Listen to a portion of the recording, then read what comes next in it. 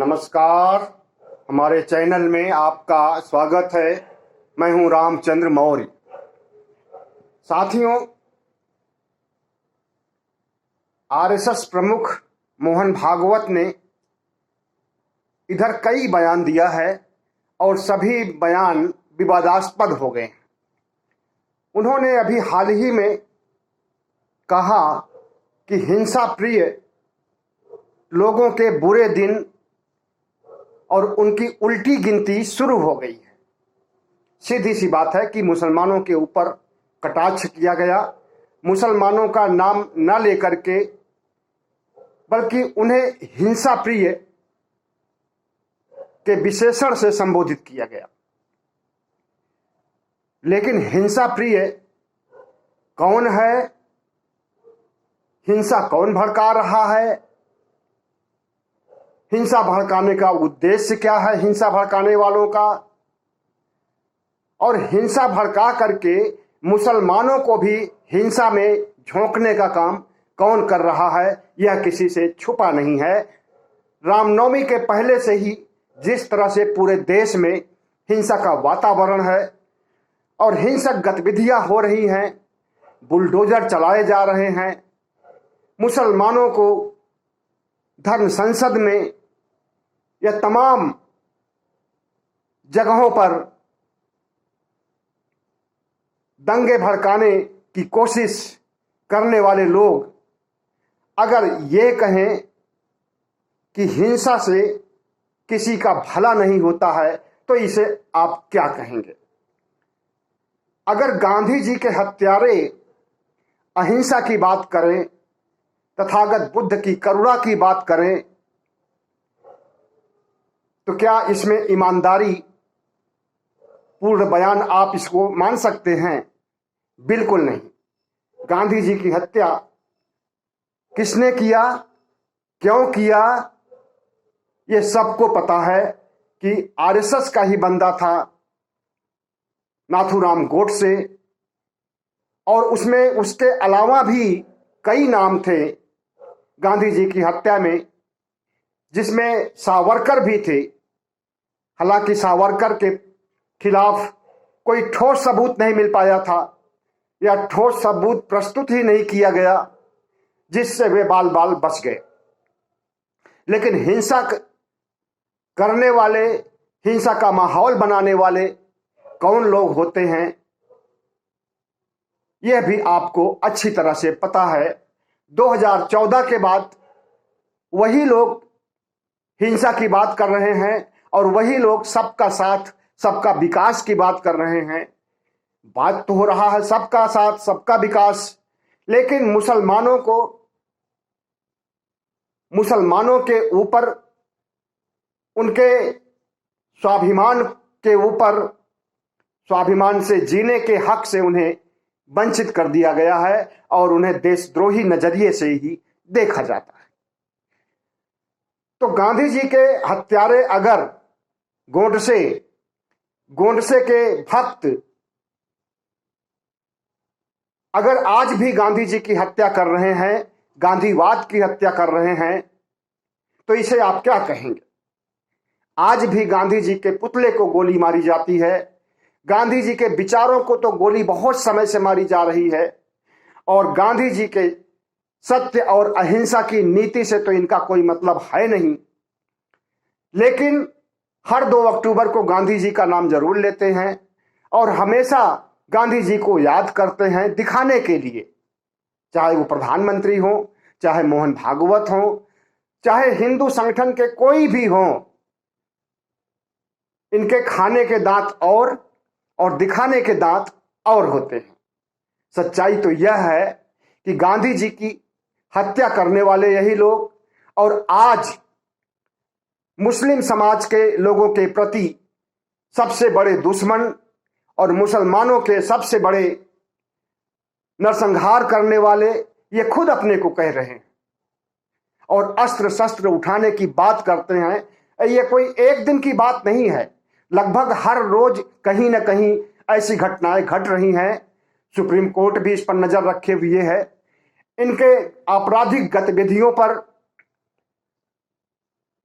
Police की भी नजर रहती है, हालांकि पुलिस इन्हीं के अंडर में है।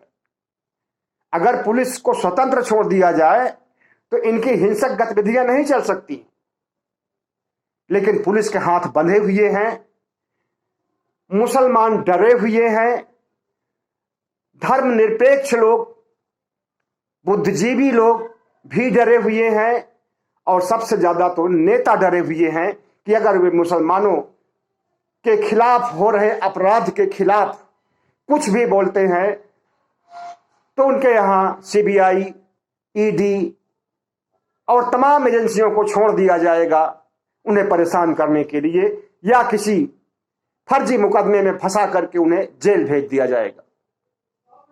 तो आज जो कुछ भी हो रहा है उससे भारतीय जनता पार्टी, आरएसएस और जितने भी सांप्रदायिक संगठन हैं, इनके चाल चरित्र चेहरे का खुलासा हो रहा है। मोहन भागवत एक बार यह कहते हैं कि हिंसा से किसी का भला नहीं होने वाला है, और दूसरी तरफ वे कह रहे हैं कि हिंसा प्रिय के बुरे दिन आ गए हैं। इनकी उल्टी गिनती शुरू हो गई है। उल्टी गिनती शुरू होने का मतलब कि इन्हें खत्म करना चाहते हैं आप। जिसकी तरफ आपका संकेत है, जिसे आप हिंसा प्रिय कह रहे हैं, असल में हिंसा प्रेमी तो कौन है? हिंसा प्रेमी तो वे लोग हैं जो मस्जिदों के सामने सुअर को काट करके फेंक रहे हैं, मस्जिदों के सामने जालीदार टोपी फेंक रहे हैं, कुरान के पन्ने फेंक रहे हैं। हिंसक वे लोग हैं जो नरसंहार करने की बात कर रहे हैं, जो काट डालने, मार डालने की बात कर रहे हैं। तो क्या इनके बुरे दिन आ गए हैं? मोहन भागवत जी, आपकी बातों में जिस तरह से दो चरित्र होता है, दोहरा अर्थ होता है, उसे हम और हमारे जैसे लोग और तमाम पत्रकार, बुद्धिजीवी अच्छी तरह से समझते हैं। और जो चीज आप मुसलमानों के खिलाफ कह रहे हैं, वही चीज आपके ऊपर खुद लागू होती है, क्योंकि हिंसा से आपका कितना बड़ा रिश्ता है, हिंसा से हिंदुओं का कितना बड़ा रिश्ता है, और हिंसा से प्रधानमंत्री का कितना बड़ा रिश्ता है, इसे सब अच्छी तरह से जानते हैं। 2002 की घटना भी जानते हैं, और आरएसएस के हिंदुत्व के सबसे बड़े पुरोधा सावरकर ने थाट्स ऑफ बंच में जो लिखा है, उसमें उन्होंने यह भी लिखा है कि हिटलर ने अगर यहूदियों की हत्या कराई थी तो बहुत अच्छा किया था। उसकी भूरी भूरी प्रशंसा करते हैं। हिटलर के प्रशंसक आप हैं, फासिस्टवाद के प्रशंसक आप हैं। आरएसएस के लोग ही शस्त्र की पूजा भी करते हैं, आरएसएस के लोग ही शस्त्र की ट्रेनिंग देते हैं, आरएसएस के लोग ही तलवारबाजी की ट्रेनिंग देते हैं, आरएसएस के लोग ही सरस्वती शिशु विद्यालयों में छोटे छोटे बच्चों को हिंसा के लिए, उन्हें हिंसा करने के लिए उनमें संस्कार डालते हैं, उन्हें बंदूक चलाना सिखाते हैं, लठ चलाना सिखाते हैं और दूसरे हथियार चलाना सिखाते हैं। ऐसा लगभग सभी आरएसएस के स्कूलों में हो रहा है, आरएसएस की शाखाओं में हो रहा है, और आए दिन बयान देकर के भी वैचारिक हिंसा को भी फैलाने का काम आरएसएस कर रही है। हिंसा दो तरह की होती है, एक तो गोली से, बारूद से, डंडे से, किसी भी चीज से आप हत्या कर दीजिए तो वो हिंसा होती है, और दूसरे वैचारिक हिंसा होती है, जो जहर घोला जाता है, जो विषवमन किया जाता है, जो कड़वे बोल बोले जाते हैं, और जो हिंसा करने के लिए उत्साहित किया जाता है लोगों को, वो भी हिंसा है। और वैचारिक हिंसा से ही हिंसात्मक गतिविधियां उत्पन्न होती हैं। भारतीय जनता पार्टी के लोग ही हैं जो कहते हैं देश के गद्दारों को गोली मारो, सालों को, और कपिल मिश्रा पुलिस के सामने उकसाते हैं मुसलमान समाज को कत्लेआम करने के लिए। और उसके तुरंत बाद ही दिल्ली का दंगा भड़क जाता है, जिसमें 50 से अधिक लोग मारे जाते हैं। तो आरएसएस प्रमुख मोहन भागवत जी, आप इस तरह की बयानबाजी जी बंद कर दें। धर्म संसद पर सुप्रीम कोर्ट ने जो कुछ फैसला दिया है और जिस तरह से रुड़की का धर्म संसद को बंद करवाया है और जिस तरह से आरएसएस की तमाम हिंसक गतिविधियों पर रोक लगाने के लिए, आरएसएस के हिंसक कारनामों पर रोक लगाने के लिए जिस तरह से सुप्रीम कोर्ट और दूसरे संस्थान, बुद्धिजीवी लोग, पत्रकार लोग, विश्लेषक लोग आपके ऊपर अच्छी तरह से नजर रखे हैं कि हिंदू राष्ट्र के लिए आप क्या करना चाहते हैं, आप क्या करने वाले हैं, आपका गुप्त एजेंडा क्या है और आपका खुला हुआ एजेंडा का क्या है, और हिंदू राष्ट्र बनाने के लिए आप भारत सरकार का किस तरह से इस्तेमाल कर रहे हैं, किस तरह से CAA कानून पास करा रहे हैं, किस तरह से किसानों के खिलाफ कानून, काले कानून पास करा रहे हैं, और किस तरह से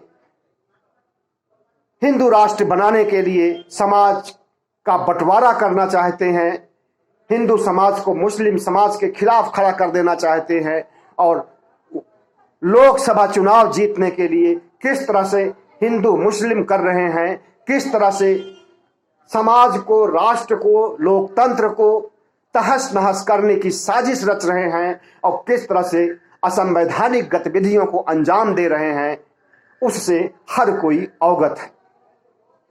देश की जनता को चाहिए, मतदाताओं को चाहिए कि इनके गलत मंसूबों को, इनके बुरे इरादे को झांपें, देखें, समझें और उसके बाद वोट करें। और हिंदू मुस्लिम ध्रुवीकरण करने का इनका जो प्रयास है, हिंदू मुस्लिम के बीच एक बड़ी लकीर खींचने का इनका जो प्रयास है, हिंदू मुस्लिम के बीच गृह युद्ध कराने का इनका जो इरादा है, इसे अच्छी तरह से समझें। हिंसा से वास्तव में किसी का भला नहीं होने वाला है, लेकिन इस शब्द को कहने से ज्यादा अच्छा होगा कि इसे व्यवहार में उतारा जाए, और वो व्यवहार में आरएसएस उतारे, भारतीय जनता पार्टी उतारे, हिंदू संगठन उतारे, और जितनी भी सांप्रदायिक शक्तियां हैं, जितनी भी आपराधिक शक्तियां हैं, वे व्यवहार में उतारें अहिंसा। तो साथियों, मोहन भागवत ने जिस तरह से अखंड भारत की बात कही है और अखंड भारत के लिए हाथ में डंडा लेने की बात कही है, डंडा लेने का बात सिर्फ डंडे से नहीं होता बल्कि सभी शस्त्रों से होता है, और वे सभी शस्त्रों का इस्तेमाल ये खुद भी करते हैं। सरकार को तो मजबूरी है करना, उसके पास तो गृह मंत्रालय है, पुलिस है, तमाम एजेंसियां हैं, सेना है, उसे तो शक्तिशाली होना ही पड़ेगा, उसे तो शक्ति रखना ही पड़ेगा, उसे तो फोर्स रखना ही पड़ेगा। लेकिन आरएसएस जैसे संगठन को क्या जरूरत है फोर्स रखने की, और क्या जरूरत है डंडा उठाने की?